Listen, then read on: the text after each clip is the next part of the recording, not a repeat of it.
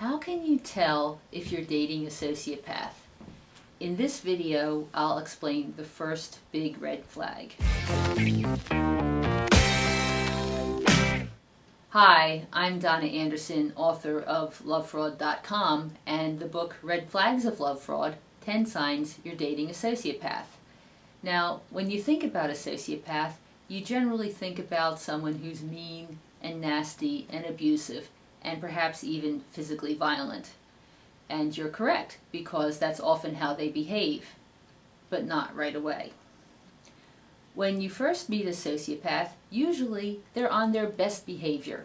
They're friendly and fun and interesting. And it's not until later, perhaps much later, after they have their hooks in you, that you see the bad behavior. So, what then is the first red flag of love fraud? Well, surprisingly, it's charisma and charm. Sociopaths tend to have an appealing energy about them. They seem to be very exciting. They're smooth talkers, always have an answer, never miss a beat. And this charisma is a sense of personal magnetism that you pick up. Sociopaths exude a mixture of enthusiasm and self-confidence that is often irresistible. Let me give you an example.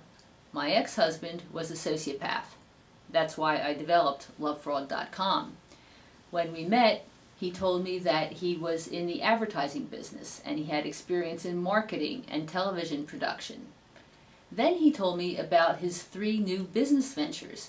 He described how he would bring his vision to reality and how each of the businesses would support the other 2. He had no doubt, no hesitation, absolutely knew that he would succeed.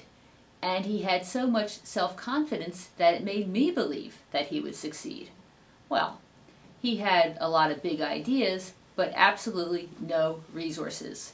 This grand vision of his was nothing more than a house of cards that I paid for. So, how did this happen?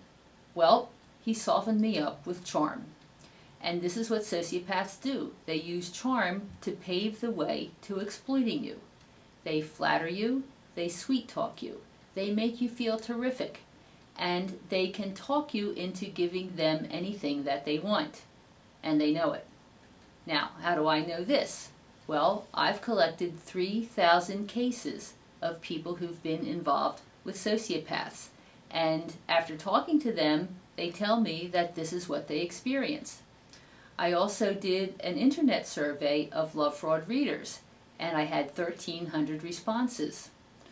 91.5% of my readers said that the partners, who they later figured out were sociopaths, exhibited charisma and charm. But I don't want you to think that everyone who is charismatic and charming is a sociopath.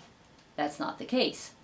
There are 9 more red flags, and in order for someone to be considered a sociopath, they have to exhibit pretty much all of them.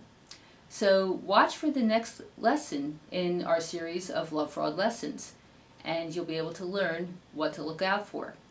Stay tuned.